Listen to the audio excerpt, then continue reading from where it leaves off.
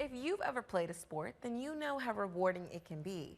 But what happens if you get an injury that could possibly ruin your career?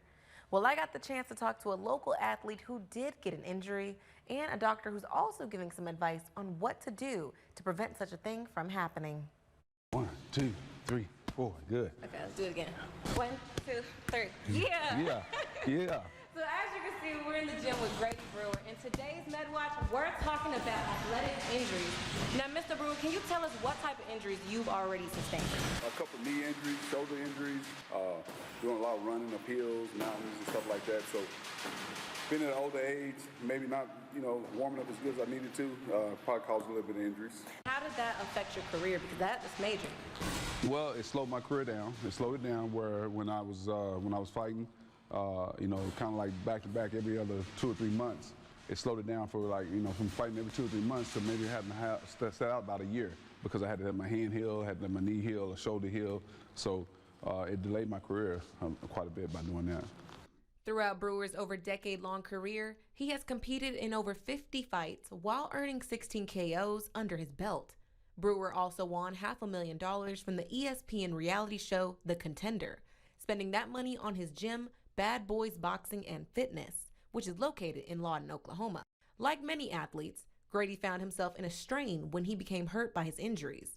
But lucky for him, he was able to lean on income through his gym and receive premier treatment by orthopedic surgeon Dr. Wayne Johnson at Comanche County Memorial Hospital.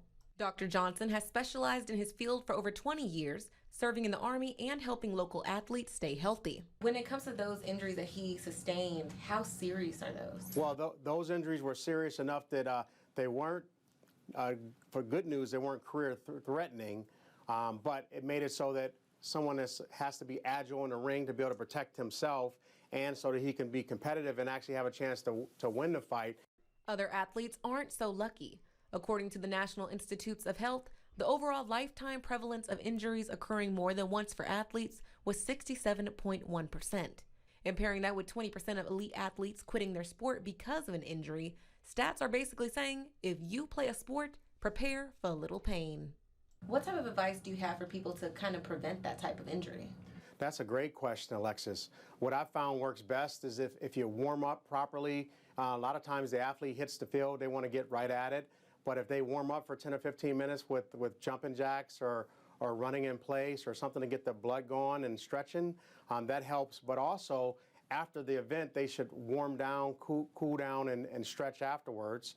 Make sure they're well rested and well hydrated and have good nutrition. So remember, in order to sustain a long and healthy athletic career, eat right, stretch, and listen to your body. Don't overwork it. For Medwatch 7, I'm Alexis Young.